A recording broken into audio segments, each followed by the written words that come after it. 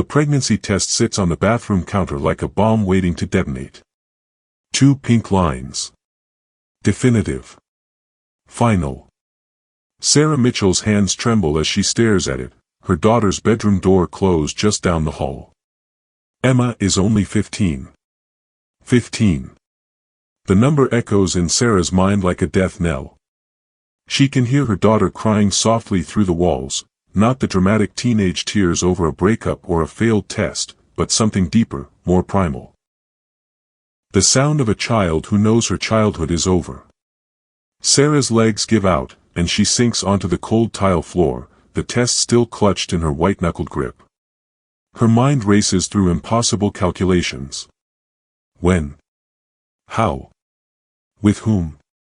But underneath all these questions lurks something darker, something she's been pushing away for months now, the nagging feeling that something in her perfect suburban home has been rotting from the inside out. She just never imagined it would be this. Sarah Ann Mitchell was born on March 12, 1978, in Portland, Oregon, to a working-class family that valued honesty above all else. Her father had been a carpenter, her mother a school secretary, and they'd raised Sarah to believe that integrity was the foundation of everything good in life. She'd carried that belief like a torch through college, through her career as a pediatric nurse, and into her marriage to David Mitchell. David Robert Mitchell, born June 8, 1976, in Seattle, Washington, had seemed like the answer to every prayer Sarah never knew she'd whispered. Tall, charming, successful in tech sales, he'd swept her off her feet during her residency at Oregon Health and Science University. They married in 2006, bought a house in the suburbs of Beaverton 2 years later, and welcomed their daughter Emma Rose Mitchell on September 3, 2009. For 16 years, Sarah had believed in the narrative of her life. Good wife. Good mother. A good woman who made good choices and raised her daughter to do the same. She worked the night shift at the Children's Hospital 3 times a week, came home to make breakfast for Emma before school, and somehow managed to keep their home looking like something out of a lifestyle magazine. David traveled frequently for work, sometimes a week at a time, but he was a good provider. He attended Emma's dance recitals, her parent-teacher conferences, her soccer games. Emma had been their miracle. Sarah had suffered 2 miscarriages before Emma, and the pregnancy had been difficult, marked by bedrest and fear. When Emma finally arrived, healthy, pink, screaming with life, Sarah had wept with relief. She'd held that tiny body and promised to protect her from everything. From pain. From harm.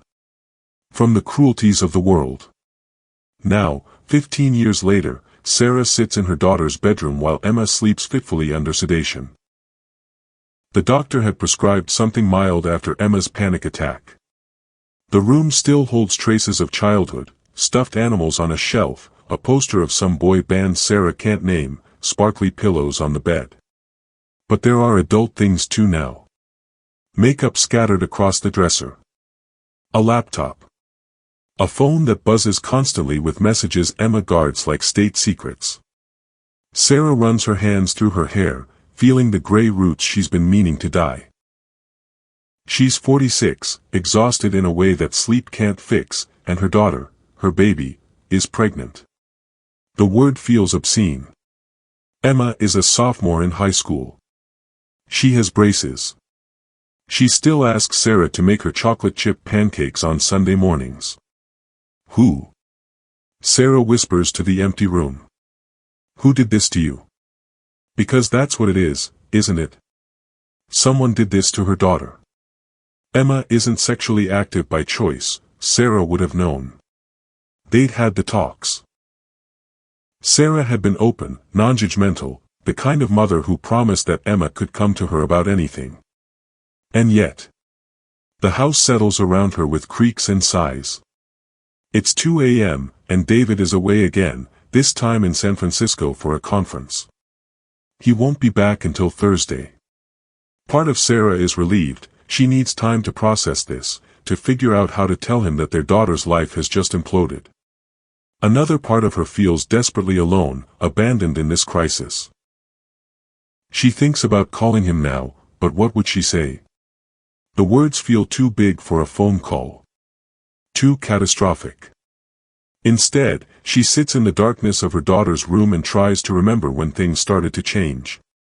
The change had been subtle at first, so subtle that Sarah had attributed it to normal teenage development. Emma had always been a happy child, chatty and affectionate, the kind of daughter who would burst through the door after school with stories about her day. But around her 14th birthday, something shifted. Emma became quieter. More withdrawn. She started spending hours in her room with the door locked, claiming she was studying or talking to friends. Her grades remained good, mostly A's and B's, so Sarah hadn't worried too much. Teenagers need privacy, she told herself. It's healthy for them to separate from their parents. But there were other signs she'd ignored. Emma had stopped wanting to go places with the family. When David suggested a weekend trip to the coast last summer, Emma had manufactured a school project that required her to stay home. Sarah had gone anyway, leaving Emma with David's mother for the weekend, and the whole time she'd felt an inexplicable unease, like she'd abandoned her post. Emma had also changed physically. She'd always been a slender girl, but in the past year she'd become almost skeletal. Sarah had noticed but chalked it up to dance practice and teenage metabolism. Now, sitting in the dark, she wonders what else she missed. Was Emma's baggy clothing a fashion choice or an attempt to hide something? Were those stomach bugs that kept her home from school actually morning sickness? The guilt sits on Sarah's chest like a stone. She's a nurse. She's trained to notice these things. How did she miss that her own daughter was pregnant? The suburbs of Beaverton stretch outside Emma's window. Neat lawns, two-car garages, houses that all look vaguely the same in the moonlight. It's the kind of neighborhood where people leave their doors unlocked, where kids ride bikes until dark, where everyone waves to everyone else. A safe place. A good place to raise a family. But safety is an illusion, Sarah realizes now. Danger doesn't always come from strangers in white vans or drugs at parties. Sometimes it comes from inside the house, wearing a familiar face. She thinks back to her own teenage years. She'd been careful, almost paranoid about boys. Her mother had drilled into her the consequences of teenage pregnancy, the lost opportunities, the hardship, the judgment. Sarah had waited until college, until she was 22 and on birth control, before losing her virginity. Even then, she'd felt guilty, like she'd disappointed some invisible standard. She'd tried to be different with Emma. More open. More understanding. She'd given Emma books about bodies and consent. They'd watched coming-of-age movies together and discussed them. Sarah had promised that whenever Emma was ready to become sexually active, they'd go to the doctor together and discuss birth control options.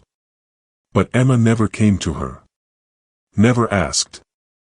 And now she's pregnant at 15.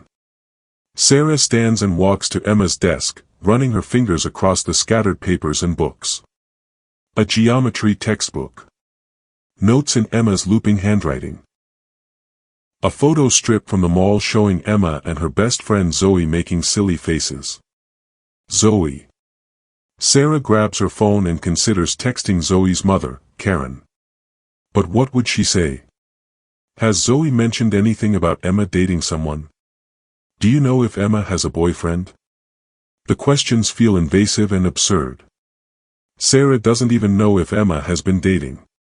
Her daughter's entire life has apparently been happening in the shadows, and Sarah was too busy, too tired, too trusting, too blind to notice. She opens Emma's laptop, then hesitates. This is a violation of privacy. But Emma is 15 and pregnant. Normal rules don't apply anymore. The laptop is password protected. Sarah tries Emma's birthday, September 3, 2009. Nothing. She tries their dog's name, their address, David's birthday. Nothing. The locked screen shows a photo of Emma from last summer, smiling at the beach, her hair windblown and her eyes bright. She looks so young in that photo. So innocent. Sarah closes the laptop and turns to Emma's dresser instead. She opens drawers carefully, trying not to disturb anything too much. Clothes. More clothes. A diary with a tiny lock that Sarah doesn't have the key to.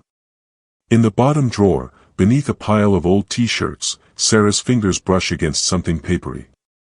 She pulls out a small stack of letters, folded and refolded so many times the creases are worn soft.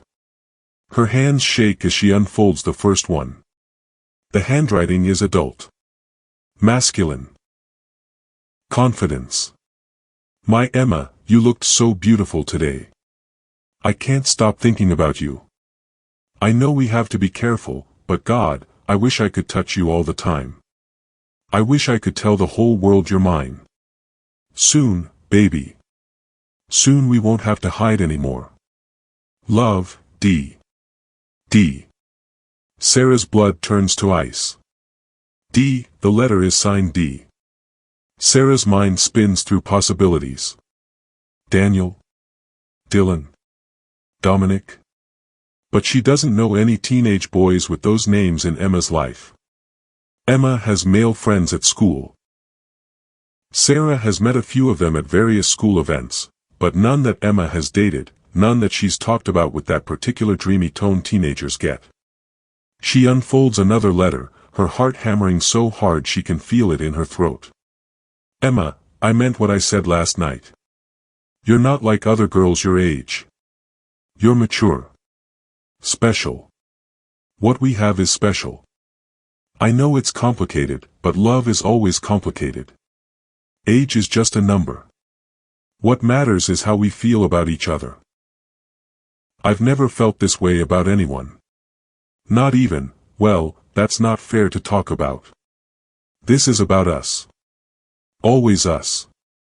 Forever us. D. Not even.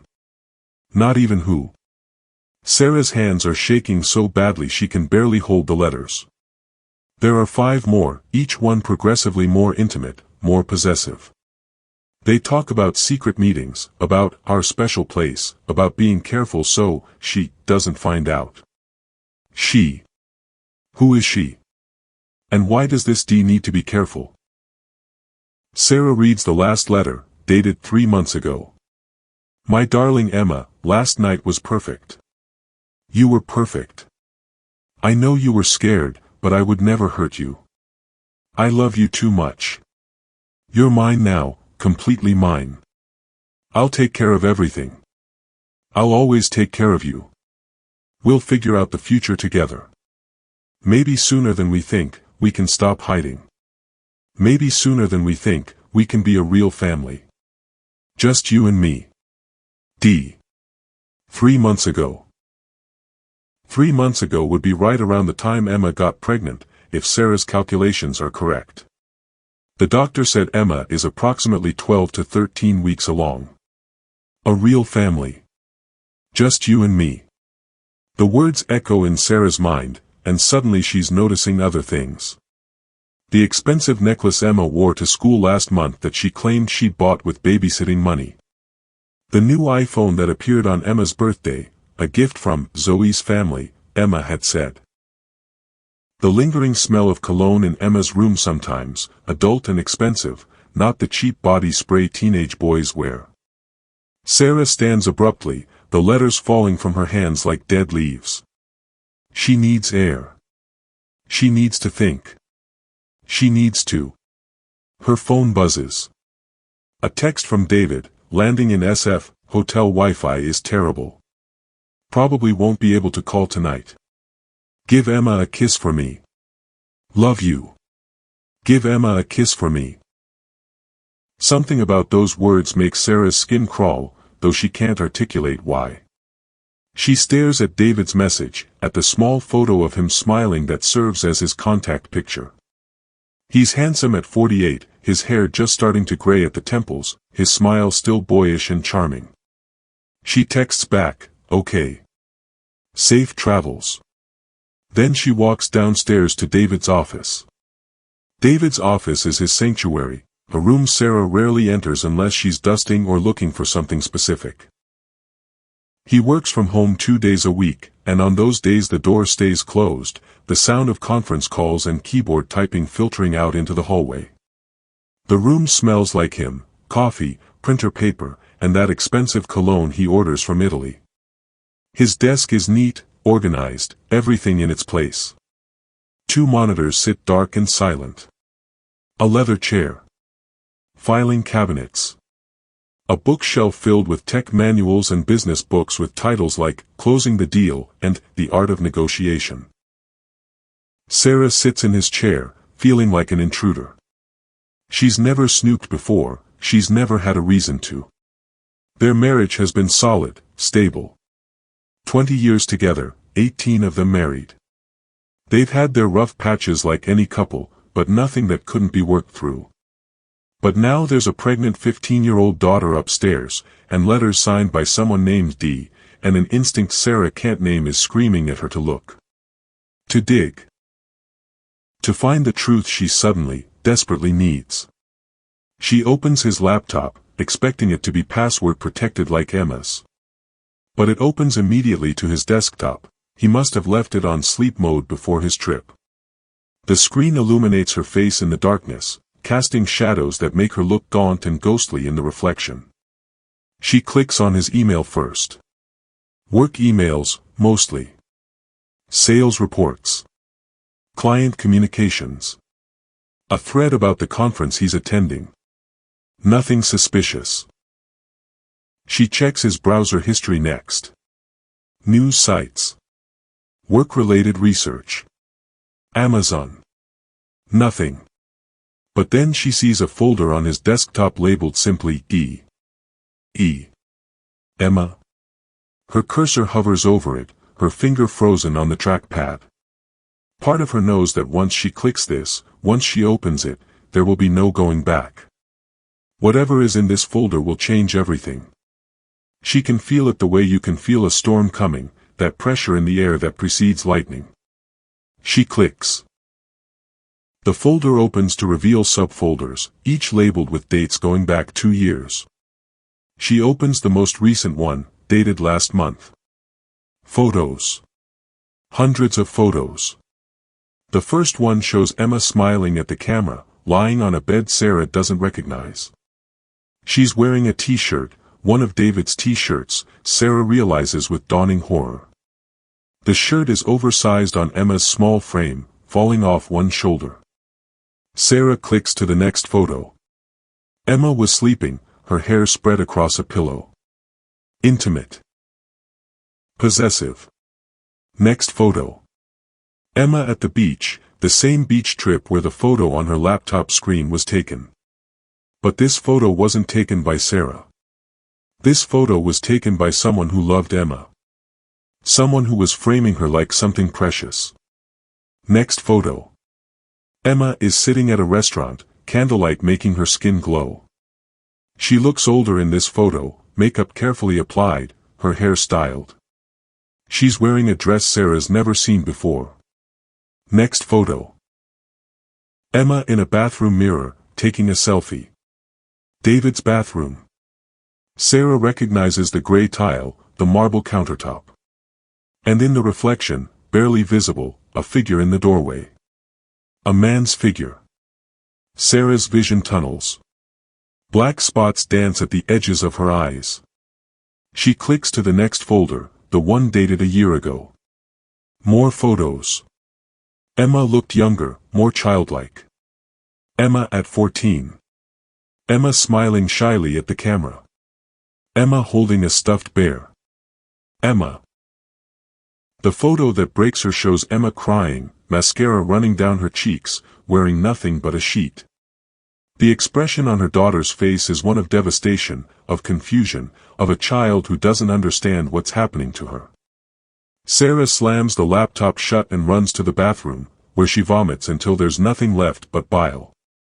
She heaves and heaves, her body trying to expel the poison of what she's just seen, but it's not in her stomach. It's in her mind. In her heart. In the foundation of everything she thought she knew about her life. David. D. Her husband has been raping their daughter. The word rape sits in her consciousness like a blade. Because that's what it is. Emma is 15. She can't consent. She can't. Sarah vomits again, though there's nothing left. Her body shudders with dry heaves while her mind replays every interaction she's witnessed between David and Emma. Every time he called her sweetheart. Every time he gave her an extra hug. Every time he volunteered to drive her to dance practice or pick her up from school.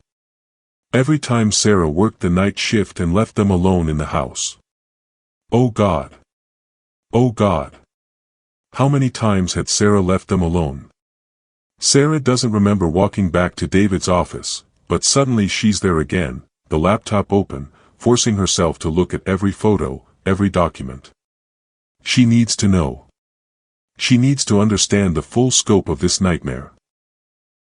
The photos go back 2 years, right around Emma's 13th birthday.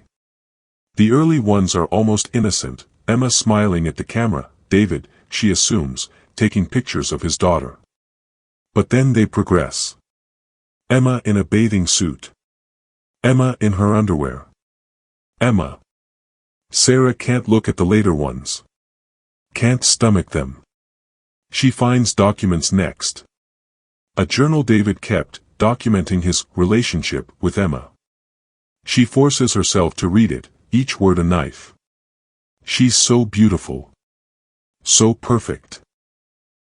I try to fight it, but I can't. Every time I look at her, I want her.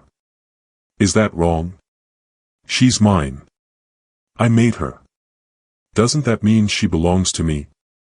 Today I touched her hair and she didn't pull away. Progress. I told her she was special today. Mature for her age. She smiled. God, that smile. Sarah worked late tonight. Emma and I watched a movie together. I held her hand. She let me. She's starting to understand that this is natural. This is love. The entries document a systematic grooming, a patient predator slowly manipulating his prey. David writes about how he isolated Emma from her friends, how he convinced her that their love was special and secret, how he told her that no one would understand, that Sarah would be heartbroken if she knew. Emma asked today if what we're doing is wrong.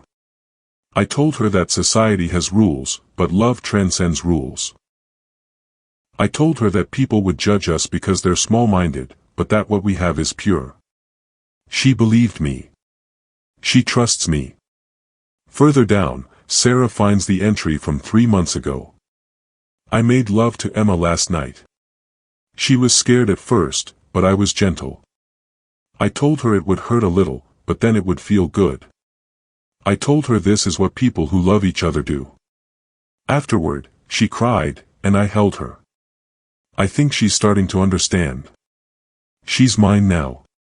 Completely mine. Made love. He wrote, made love, about raping their 13-year-old daughter. Sarah finds financial records next. David has been spending money Sarah didn't know about. The necklace. The phone.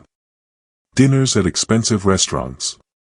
A weekend getaway to Portland listed as a business trip, but with charges at a boutique hotel and purchases from Victoria's Secret. He took Emma to Portland. He bought her lingerie. Sarah's hands grip the edge of the desk so hard her knuckles turn white. The room spins. The foundation of her reality has completely shattered. This man, the man she's been married to for 18 years, the man she's shared a bed with, built a life with, is a monster. And she never knew. Never suspected. What does that make her? She thinks about all the signs she missed. Emma's withdrawal. Emma's weight loss. The way Emma sometimes flinched when David touched her, just a small recoil that Sarah attributed to teenage moodiness. The way Emma started making excuses not to be alone with David, claiming she had too much homework or was tired. Emma had been trying to tell her. Not with words, but with actions. And Sarah had been too blind, too trusting, too fucking naive to see it. She finds one more document, dated 2 weeks ago. A plan. Emma told me today she thinks she might be pregnant. She's scared. I'm scared. But maybe this is a sign. Maybe this is how we can finally stop hiding. I'll tell Sarah I want a divorce. I'll leave, take Emma with me. We can start over somewhere new. California, maybe. Or Mexico. Somewhere warm where we can be a family without judgment.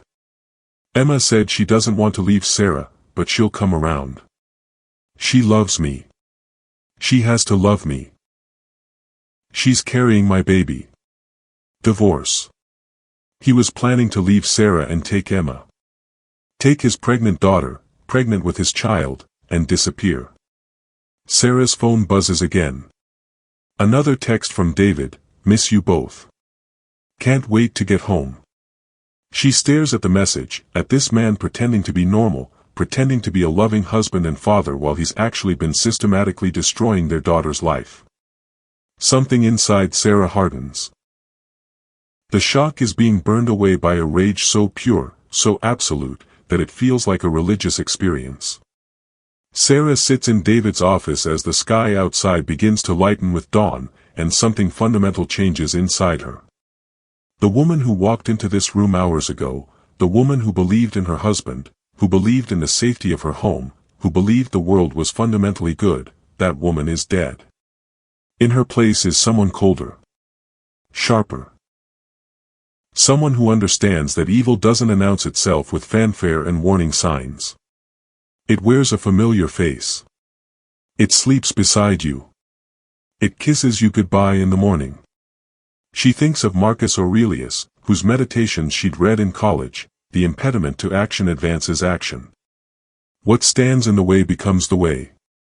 This horror, this unthinkable betrayal, is now her path forward.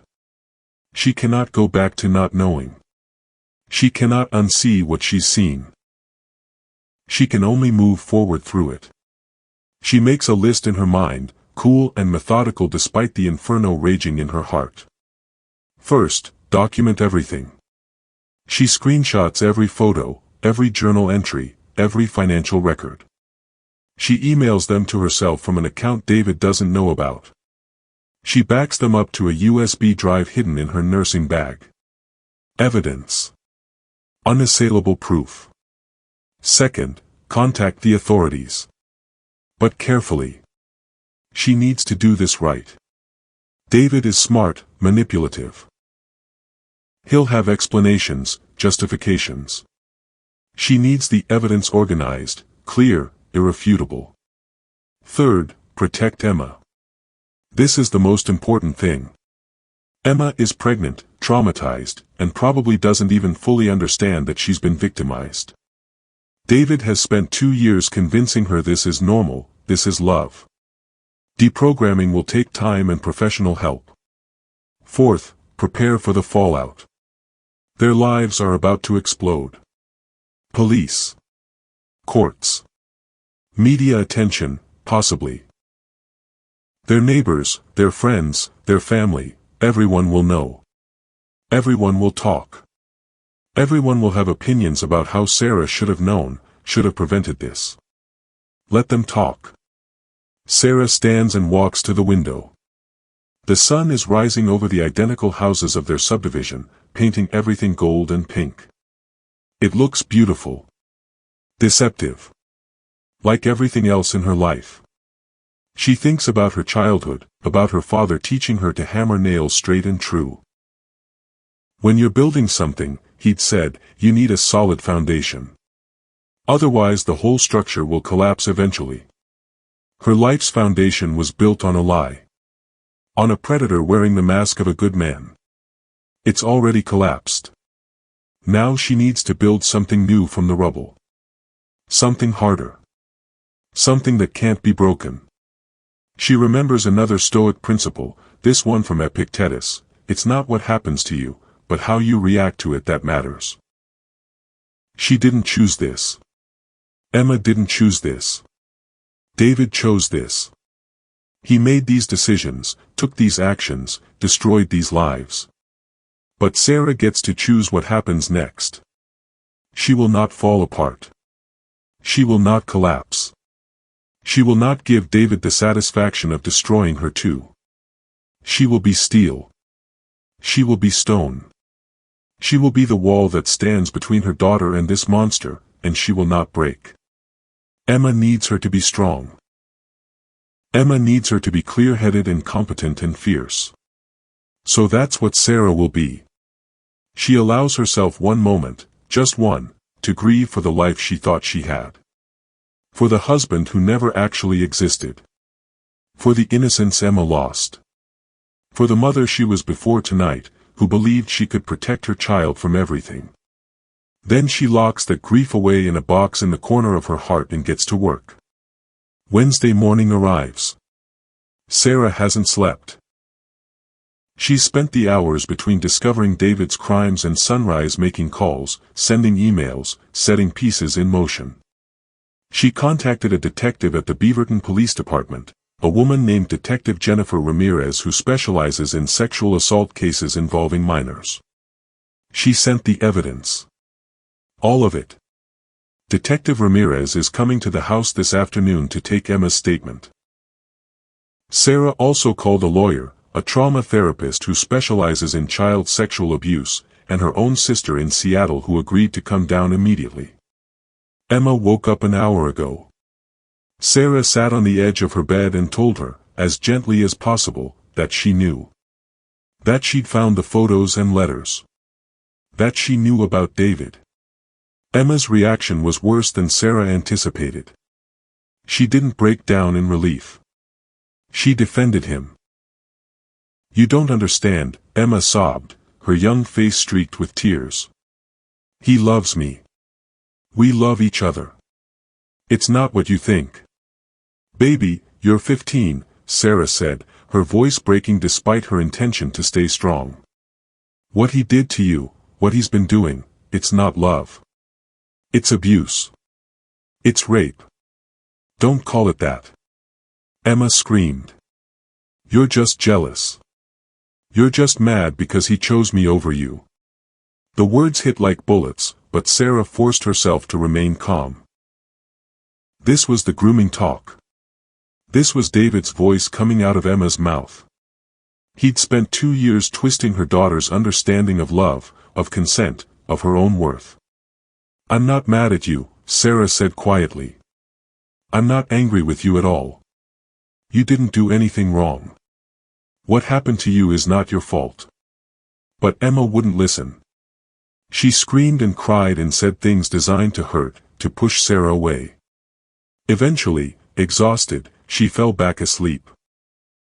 Now Sarah sits in the living room, her sister Rachel beside her, waiting for the detective. Her phone buzzes constantly with texts from David, each one making her sick. "Good morning, beautiful. Miss my girls. Can't wait to be home tomorrow.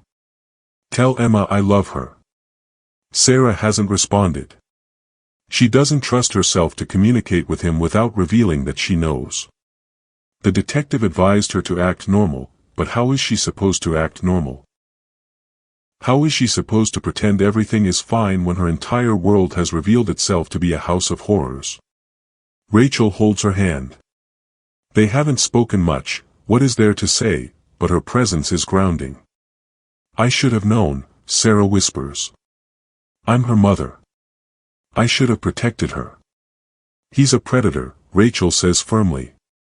"Predators are good at hiding. This is his fault. Not yours."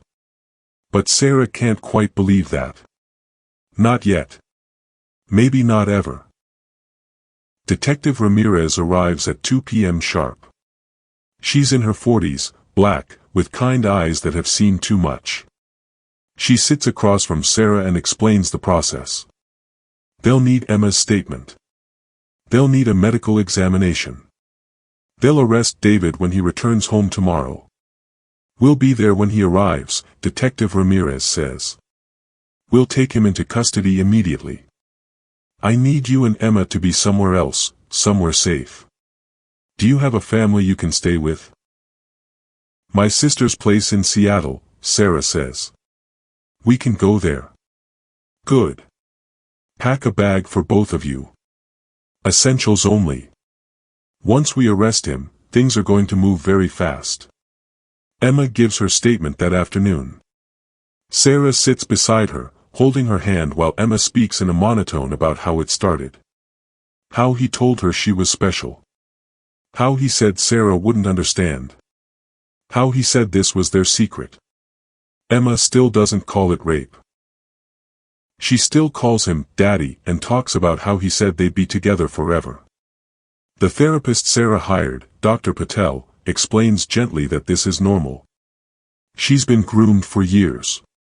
Her understanding of the relationship is distorted.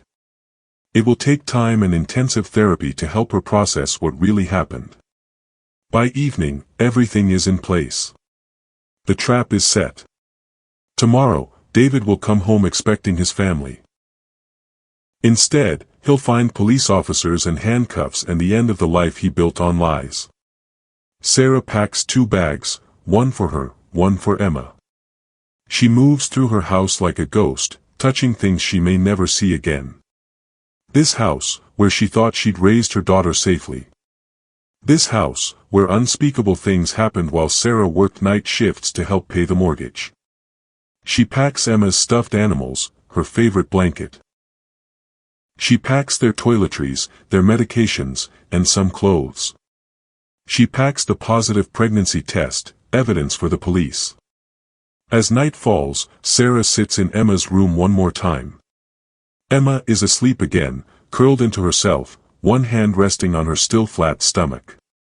She's carrying her father's child. The thought is obscene, impossible, and yet absolutely real. Sarah has already spoken with doctors about Emma's options. Abortion. Adoption. Each choice comes with its own trauma, its own complications.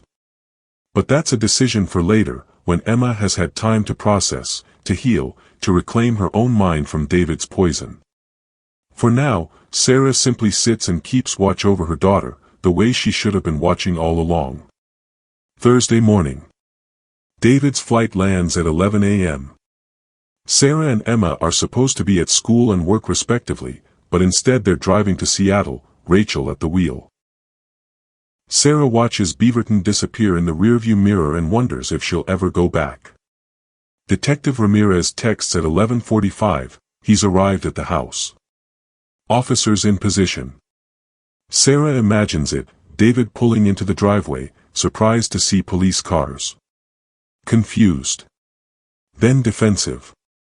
Then afraid as they tell him why they're there. She imagines him trying to talk his way out of it, using that charm that worked on her for 18 years, that worked on Emma for 2. But evidence doesn't lie. Photos don't lie. At 12:03 p.m., her phone rings. It's Detective Ramirez. We have him in custody, she says. He's being processed now. I need you to know that he asked about Emma. He asked if she was okay, if the baby was okay. The baby. He actually asked about the baby. Did he confess? Sarah asks. Not exactly. He's claiming it was consensual. He's saying Emma pursued him, that he tried to resist but she was persistent. He's saying they're in love. Rage, white-hot and pure, floods through Sarah. She's 15. I know. The DA knows. The evidence is overwhelming. He'll be charged with multiple counts of rape of a child, sexual exploitation of a minor, and possession of child pornography. The photos on his computer qualify as such. He's not getting out of this. After they hang up, Sarah tells Emma, who's been sitting silently in the back seat, staring out the window. They arrested him, Sarah says. It's over. Emma doesn't respond for a long moment. Then, quietly, is he okay? Sarah's heart breaks. Don't worry about him. Worry about you. Worry about getting better. I don't understand why this is happening, Emma whispers. We love each other. Why doesn't anyone understand that? Because what he told you was love isn't love, Sarah says, turning in her seat to face her daughter. Love doesn't hurt. Love doesn't manipulate. Love doesn't take advantage. What he did to you was violence. It was abuse. And I know you can't see that right now, but someday you will. Someday you'll understand that I did this to protect you, not to punish you. I hate you, Emma says, but there's no heat in it. Only exhaustion. I know, Sarah says. You can hate me. That's okay. I can handle your hate as long as you're safe. They drive the rest of the way in silence. The media finds out by evening. Sarah's phone explodes with calls from reporters, from neighbors, from people she hasn't spoken to in years. Rachel screens them all. The story makes local news: Beaverton tech executive arrested for sexual abuse of daughter. Sarah can't bear to read the articles, to see David's face on television, to hear the reporters speculate about how this could have happened without the mother knowing. She wonders that herself, late at night when Emma is asleep and Rachel is in the guest room and Sarah is alone with her thoughts. How did she not know? What kind of mother misses something so catastrophic happening to her own child? Dr. Patel, when Sarah asks her this during their first family session, is gentle but firm. Predators are skilled manipulators. They spend years, sometimes decades, perfecting their ability to abuse while avoiding detection. David created an environment where Emma was isolated, confused, and convinced that what was happening was normal. He did the same to you. He hid his true nature from you for your entire relationship. This is what predators do. You are not to blame for his choices. But blame is a stubborn thing. It clings to Sarah like smoke, choking her. The legal process unfolds over months. David is denied bail. He's considered a flight risk given the evidence of his planned escape to Mexico with Emma. He sits in county jail awaiting trial. Emma begins intensive therapy. 3 times a week, she sits with Dr. Patel and slowly, painfully, starts to unpack 2 years of grooming and abuse. The process is agonizing. Some days Emma makes progress, recognizing that what David did was wrong. Other days she regresses, insisting she loves him, that Sarah destroyed their family. Sarah attends her own therapy sessions. She learns about trauma, about grooming, about the long-term psychological damage of incestuous abuse. She learns that Emma's recovery will be measured in years, not weeks. She learns to forgive herself, though it's the hardest lesson of all. Pregnancy complicates everything. After weeks of counseling, Emma makes the decision to terminate. The procedure is done quietly, safely, with Dr. Patel and Sarah present. Afterward, Emma cries for hours, not for the pregnancy, she tells Dr. Patel, but for the final severing of her connection to David. Part of me thought that if I had the baby, he'd have to love me forever, Emma admits. I thought we'd always be connected. You're free now, Dr. Patel tells her gently. That connection was a chain. Now it's broken. David's trial is mercifully quick.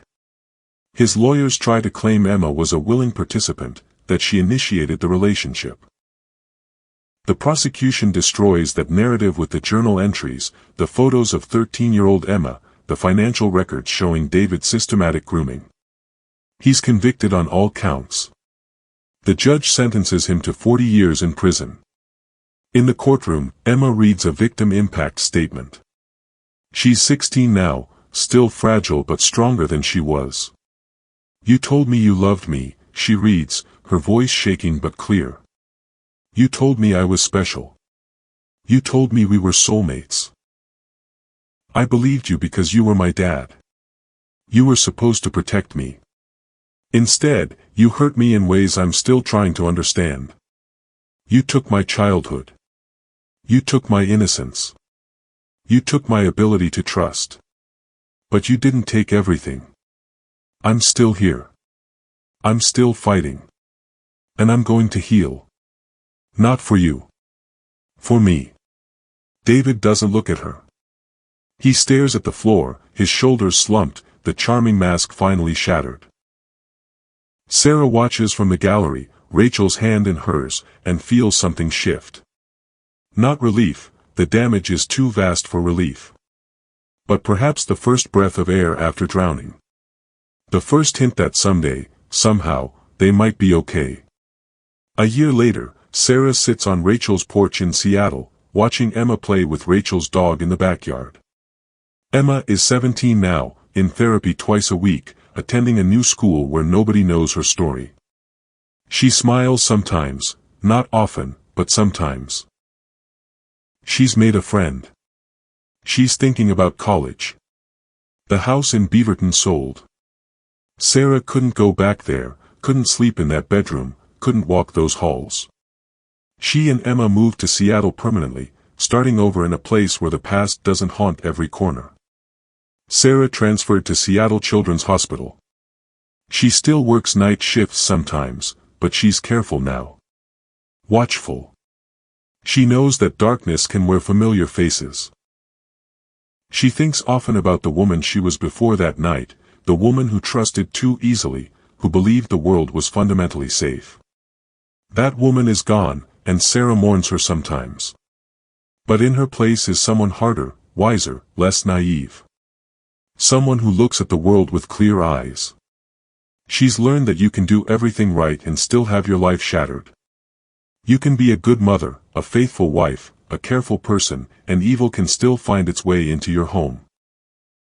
That's the terrible truth nobody wants to acknowledge. Monsters don't announce themselves. They hide in plain sight. But she's also learned about resilience. About the human capacity to endure unendurable things and keep breathing. Emma is proof of that. Emma, who survived something that should have broken her completely, who gets up every morning and goes to school and does her homework and slowly, incrementally, learns to trust again. Some nights, Sarah still wakes up haunted by what-ifs. What if she'd checked David's computer sooner? What if she'd paid closer attention to Emma's behavior? What if she'd never worked those night shifts? But Dr. Patel, Sarah's therapist now too, reminds her that this thinking is a trap.